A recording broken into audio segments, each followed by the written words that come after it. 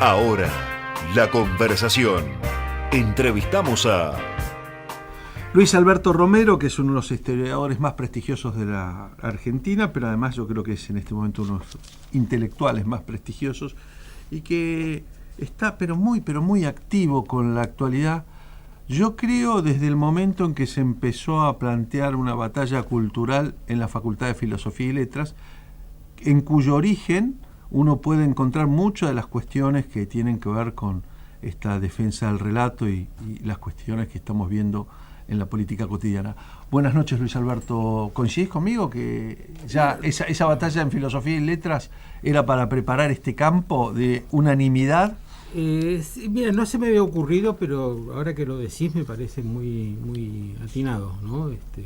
Si bien los protagonistas eran distintos, pero era el espíritu faccioso, excluyente, el que en ese momento en la facultad me resultó muy conflictivo. Yo fui uno de los ejes del conflicto y bueno, y ahí efectivamente yo me entusiasmé y me metí en la pelea, digamos, haciendo recordemos brevemente, eso fue en el año 2004, exactamente. Claro, sí. Claro. A la salida de la crisis, yo tenía una cátedra que creo que era muy buena y se organizó una cátedra paralela que la organizó un partido político, el Partido Comunista Revolucionario. Uh-huh. Y es una cátedra que por cierto integra este gobierno, es decir, hace poco murió el presidente del Partido Comunista, Congreso Especial, Jorge Pereira, y Cristina Fernández desde la Casa Blanca le rindió un homenaje. Pero no el PCR. Salón Blanco. No el PCR, justamente. Tenés razón, pero claro. El PCR son los chinos, uh-huh, o maoístas, y ellos están en contra y participaron en las manifestaciones por la cuestión agraria, ¿no? Nunca tengo bien claro por qué unos sí y otros no, pero es así, ¿no? Bueno, ya ves que yo tampoco y por eso me los confundo. Decía en el comienzo del programa que hay un artículo tuyo en el diario Clarín de opiniones y un artículo tuyo en el diario La Nación, ¿no?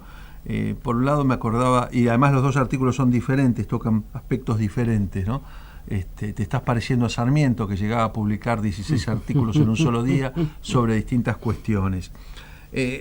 La decadencia argentina, si se titula el de La Nación, yo lo encuentro, me dirás vos, más vinculado a tu último libro, ¿no? Claro, yo estoy efectivamente publicando ahora un libro, es un ensayo, ¿no? Uh-huh. No es una investigación, sino un ensayo sobre la Argentina del siglo XX y del siglo XXI, que se llama La larga crisis argentina. Y como lo terminé hace unos meses, ya quedó un poco desactualizado porque la realidad te va corriendo día a día, ¿no? Entonces en este artículo hice como una síntesis de las ideas del libro y traté de colocar mejor ubicado lo que es el kirchnerismo dentro de esta larga crisis, ¿no? Pero eso es, digamos, mi interés en estas intervenciones, lo que yo creo que puedo agregar a lo mucho que dice otra gente, es esta mirada un poco más de largo plazo, digamos. Así tratar de mirar. En ese libro lo que te propones es responder la pregunta de cuándo empezó la decadencia argentina. Es una pregunta motivadora y yo creo que todos la tenemos aparece en todas las reuniones políticas. Todos la tenemos en la cabeza, esa famosa frase de Vargas Llosa, que creo que está, ¿cuánto se jodió el Perú, ¿no es cierto? Claro. Y que cada uno se hace su propia pregunta, ¿no? Y efectivamente hay una idea de responder a eso. Sobre esto tenía una aclaración: en cualquier lugar se conversa sobre esto y todo el mundo tiene su hipótesis y son digamos, te hablan de 1930, de 45, del 66, hasta de 1912. Yo agrego el 62 siempre, el ¿no? 62, por supuesto, ¿no? Y yo creo que todas son buenas hipótesis porque ayudan a mirar una cosa que es compleja desde un lado, ¿no? O sea, lo importante no es la fecha, sino qué argumenta uno con la fecha, ¿no? Entonces la mía es una más, no es que yo tenga la precisa, ¿no? Pero no es una fecha además, ¿no? Sino que es un giro que yo creo que se da a lo largo de la década del 70 y porque en la década del 70 coexiste el final de la movilización política y en la dictadura militar, y yo creo que las dos cosas vienen juntas en este giro, ¿no? Y a partir de este giro yo tengo muy claro que en la Argentina que yo conocí cuando era joven, yo nací en el año 44, así que en el 70 tenía 26 años, ¿no es cierto? Conocí bastante de esa Argentina, es absolutamente distinta de la Argentina en la que vivimos ahora, ¿no? Y al punto que a veces da trabajo reconocerlo, ¿no? El que habla es Luis Alberto Romero, para que lo reconozcan por radio. Y hay muchos países que hayan enfrentado esta situación, digo en la historia moderna, por supuesto que si uno piensa en imperios, de haber llegado al borde del desarrollo o haber alcanzado cierto estándar dentro del concierto de las naciones, de influencia, de importancia, y haber caído tanto como la Argentina. ¿Hay muchos ejemplos de retroceso similar? No lo sé, digamos, no lo tengo claro, estoy seguro de que los hay, pero no se me ocurren muchos. Y si uno mira nuestros vecinos, que es con quien primero nos comparamos, es casi exactamente al revés. Claro. ¿No es cierto? Bueno, el caso de Brasil es el más patético para nosotros, ¿no? Sí, pero hasta Perú, digamos, ¿no es cierto? O sea, que nosotros hemos arrancado desde un nivel muy alto a principios del siglo XX, ¿no?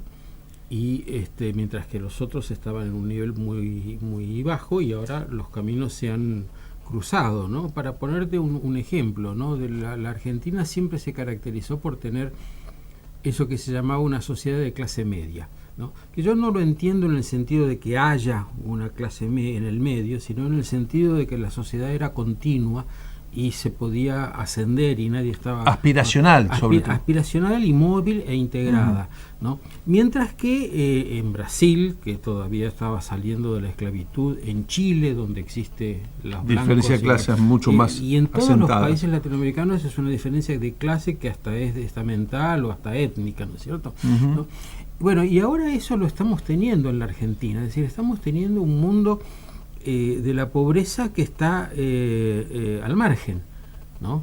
No total, no, por supuesto no completamente al margen, porque mucha gente vive de él, digamos, ¿no? Pero digamos, tenemos un mundo escindido, ¿no? Mientras que lo que se dice de nuestros vecinos, Chile, Perú, Colombia, es que su clase media va en aumento, también de Brasil, ¿no? Y yo te diría que por los mismos caminos que nosotros recorrimos exitosamente antaño, por ejemplo la educación, ¿no? El esfuerzo que hace Brasil con la educación universitaria es monumental. Lo mismo Chile, ¿no? Y Chile. Lo mismo Chile. Lo mismo Chile, ¿no? Ahora, vos en el artículo de La Nación hablas precisamente que el Estado argentino fue lo suficientemente grande y poderoso para sostener un proyecto educativo a lo largo de décadas, cosa que entró en crisis, vos lo ubicás en los años 70, el punto culminante de esa crisis. Entra en crisis con la idea de Martínez de Hoz de achicar el Estado para agrandar la nación. Yo creo que ahí lo que se buscaba era hacer crecer la sociedad civil, pero no se consiguió, y simplemente se desarticuló el Estado. Y el kirchnerismo se presenta de alguna manera como heredera o hace una línea directa con el peronismo del 46, que muchos creen que es el constructor de ese Estado. Una idea que, por cierto, también se puede impugnar, ¿no? Vamos por partes.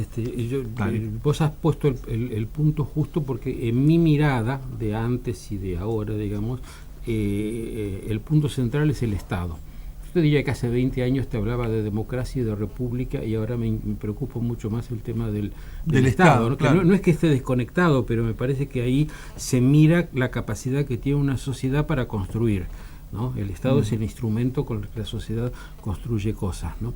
Y antes de los 70, uno de los rasgos que yo veo en el Estado era que podía sostener programas. Vos hablaste de la educación, yo te agregaría algo caro a tus sentimientos, ¿no? La política de modernización industrial que arranca con Frondizi. Sí. Se sostuvo con gobiernos de signo distinto, etcétera. Fue un proyecto de largo plazo, como lo fueron las políticas sociales de Perón en el 45, ¿no es cierto? ¿No? O sea que más allá de que uno diga esas políticas me gustaron más o menos, había posibilidad, ¿cómo sostenerlas en el tiempo? Capacidad estatal, ¿no es cierto? ¿No?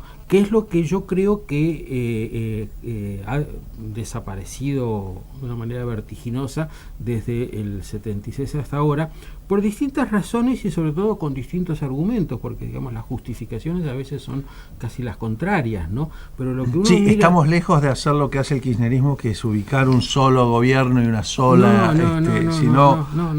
Pero no fue igual todo lo que pasó entre el 76 y el 2001. Además las razones que se dan son muy diferentes y a veces no son malas razones, ¿no?